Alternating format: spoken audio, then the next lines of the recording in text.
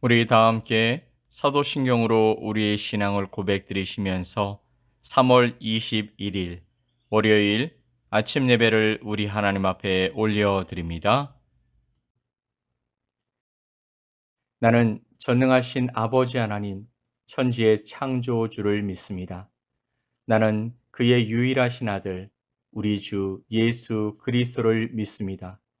그는 성령으로 잉태되어 동정녀 마리아에게서 나시고 본디오 빌라도에게 고난을 받아 십자가에 못 박혀 죽으시고 장사된 지 사흘 만에 죽은 자 가운데서 다시 살아나셨으며 하늘에 오르시어 전능하신 아버지 하나님 우편에 앉아 계시다가 거기로부터 살아있는 자와 죽은 자를 심판하러 오십니다. 나는 성령을 믿으며 거룩한 공교회와 성도의 교제와 죄를 용서받는 것과 몸의 부활과 영생을 믿습니다. 아멘. 주 예수 넓은 품에 나 편히 안겨서 그 크신 사랑 안에 나 편히 쉬겠네. 영광의 들을 지나 저 푸른 바다 건너 천사의 소리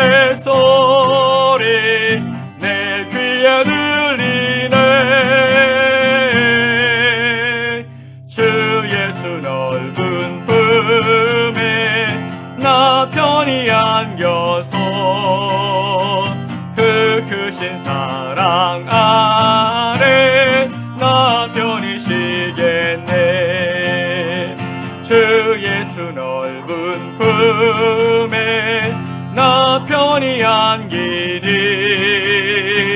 이 세상 악한 세력 나를 못하네.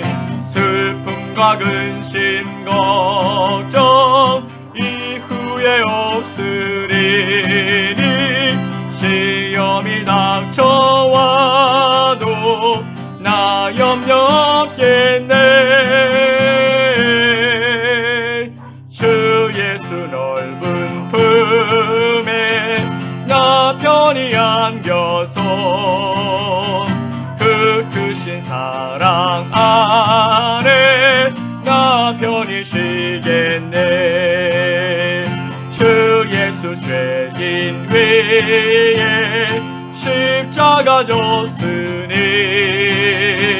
이 만세 반석 위에 나 굳게 서겠네. 밤 지나가기까지 나 참고 기다리며 새 아침 동터올 때 주 만나 뵙겠네. 주 예수 넓은 품에 나 편히 안겨서 그 크신 사랑 안에 나 편히 쉬게. 주 예수 넓은 품에 나 편히 안겨서 그 크신 사랑 안에 나 편히 쉬겠네.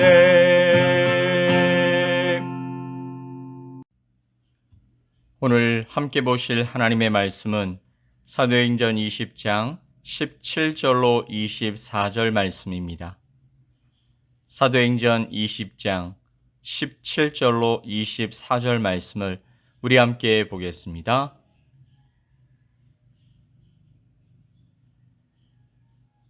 바울이 밀레도에서 사람을 에베소로 보내어 교회 장로들을 청하니 오매 그들에게 말하되 아시아에 들어온 첫날부터 지금까지 내가 항상 여러분 가운데서 어떻게 행하였는지를 여러분도 아는 바니 곧 모든 겸손과 눈물이며 유대인의 관계로 말미암아 당한 시험을 참고 주를 섬긴 것과 유익한 것은 무엇이든지 공중 앞에서나 각 집에서나 거리낌이 없이 여러분에게 전하여 가르치고 유대인과 헬라인들에게 하나님께 대한 회개와 우리 주 예수 그리스도께 대한 믿음을 증언한 것이라.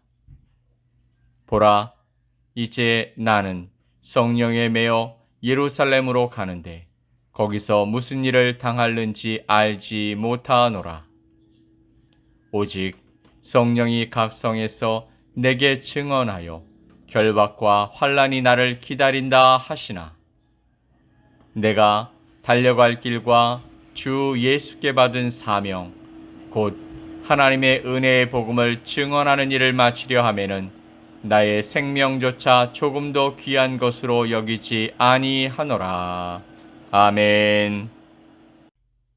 사람들에게 세상에서 가장 귀한 것이 무엇이냐고 묻는다면 많은 사람들은 생명이라고 말할 것입니다. 예수님께서도 마태복음 16장에서 사람이 만일 온 천하를 얻고도 제 목숨을 잃으면 무엇이 유익하리요? 사람이 무엇을 주고 제 목숨을 바꾸겠느냐라고 말씀하셨습니다. 이 땅에서 천하를 얻는 것만큼 대단한 일도 없을 것입니다. 마귀도 예수님을 시험할 때에 예수님을 지극히 높은 산으로 데리고 가서 천하 만국과 그 영광을 보여주며 시험했습니다. 온 천하를 얻을 수 있는 사람은 여러 사람이 아니라 오직 소수의 사람들입니다. 그런데도 그 온 천하를 얻고도 자신의 목숨을 잃는다면 무엇이 그들에게 유익하겠냐라는 것입니다. 목숨이 있어야, 생명이 있어야 온 천하가 의미가 있기 때문에 온 천하와 생명은 바꿀 만한 것이 아니라는 것이죠. 그런데 사도 바울은 온 천하와도 바꿀 수 없는 그 생명을 조금도 귀한 것으로 여기지 않고 바꿀 만한 것이 있다라고 말합니다. 그것은 바로 사명입니다. 곧 주 예수께 받은 사명이 자신의 생명보다 귀하기 때문에 사명을 마치려 하면은 그의 생명조차 조금도 귀한 것으로 여기지 않는다라고 말하고 있습니다.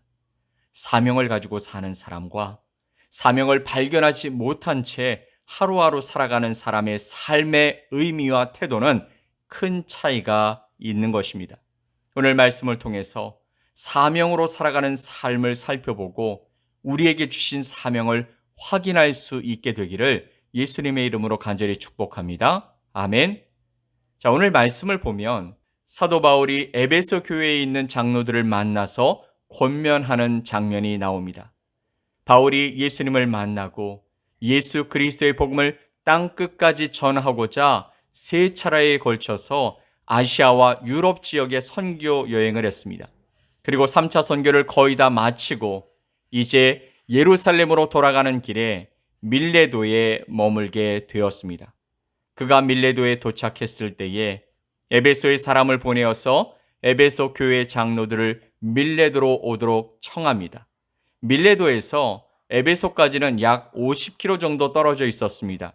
그는 전에 이곳에서 3년 정도 사역을 하였고 이때 에베소 교회가 세워지고 또 장로들이 세워질 수 있었던 것입니다. 그런 관계 안에서 바울의 요청으로 그곳에 장로들이 밀레도로 와서 바울을 만나게 된 것이죠. 사도 바울이 에베소에 가지 않고 굳이 초청해서 밀레도에서 만난 것은 시간을 절약하기 위해서였을 것입니다. 에베소까지 갔다가 오면 시간이 지체되어서 예루살렘으로 가는 길이 늦어질 것이기 때문에 장로들을 오라고 한 것이죠.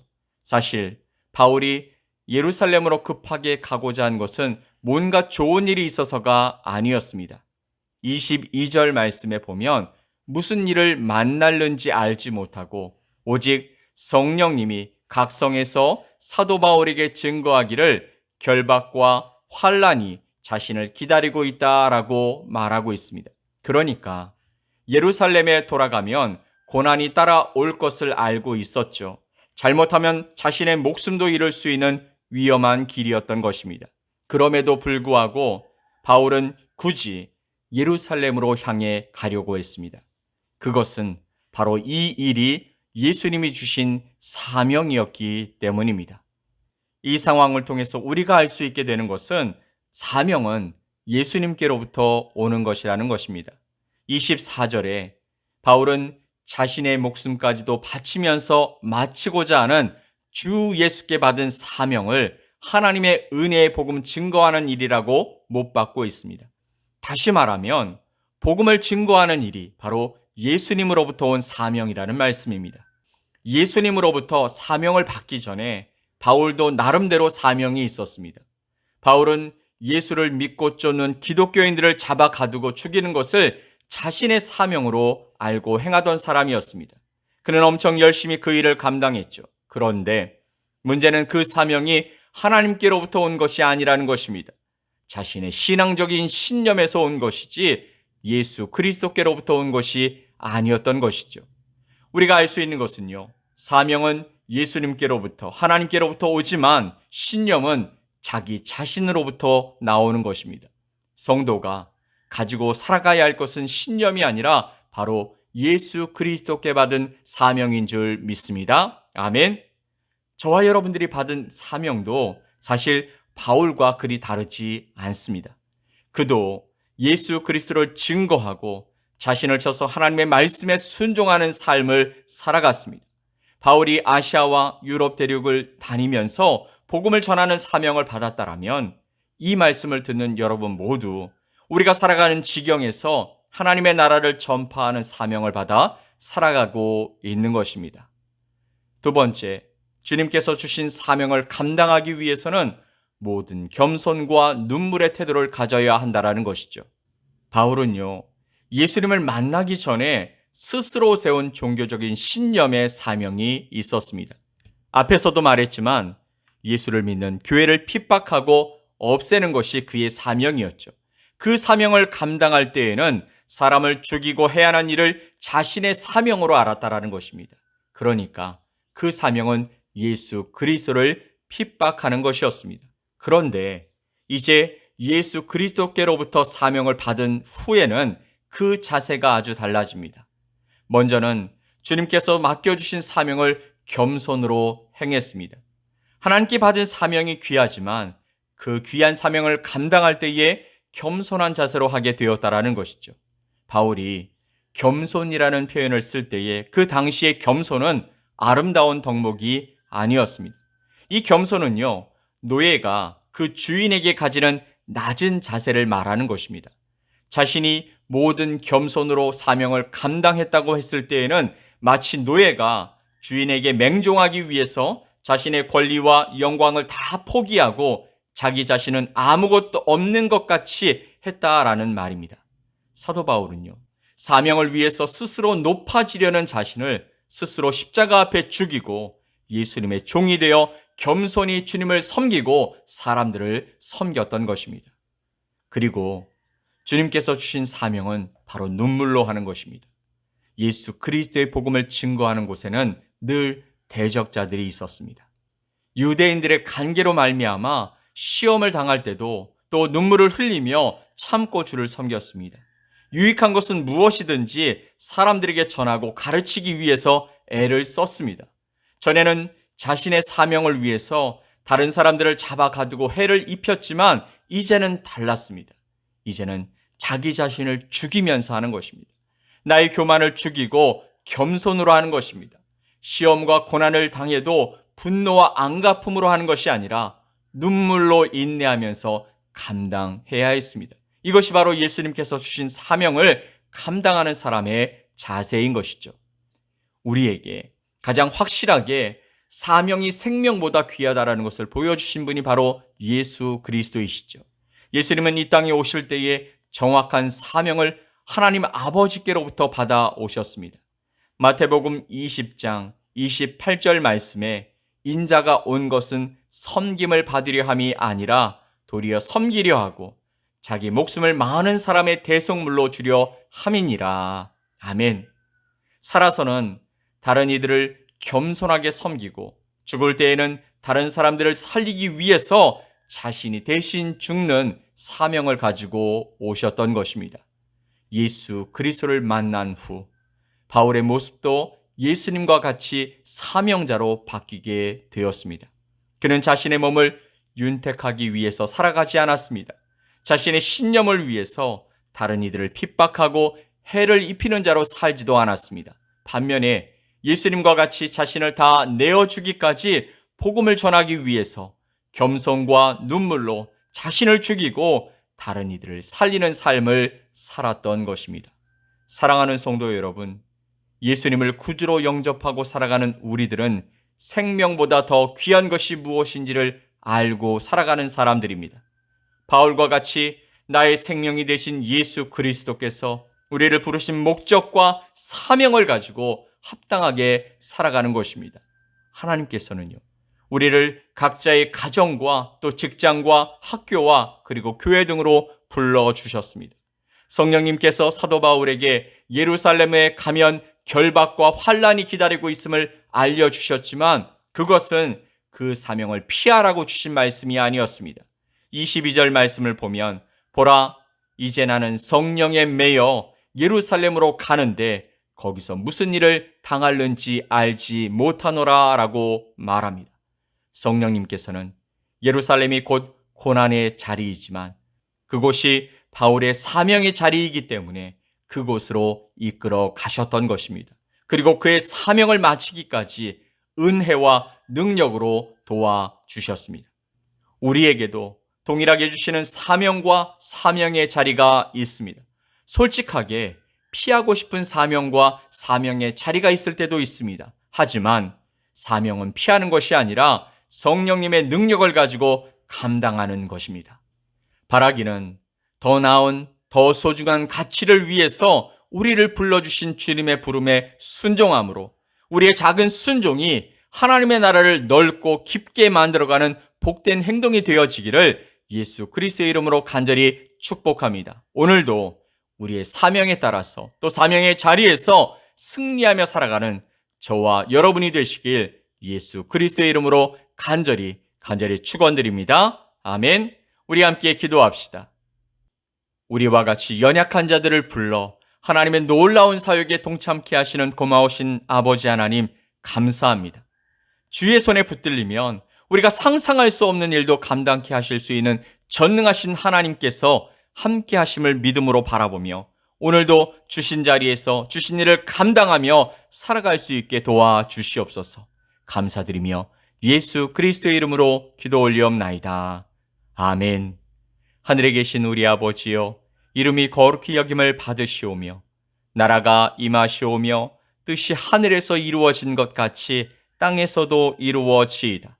오늘 우리에게 일용할 양식을 주시옵고 우리가 우리에게 죄 지은 자를 사하여 준 것 같이 우리 죄를 사하여 주시옵고 우리를 시험에 들게 하지 마시옵고 다만 악에서 구하시옵소서. 나라와 권세와 영광이 아버지께 영원히 싸움나이다.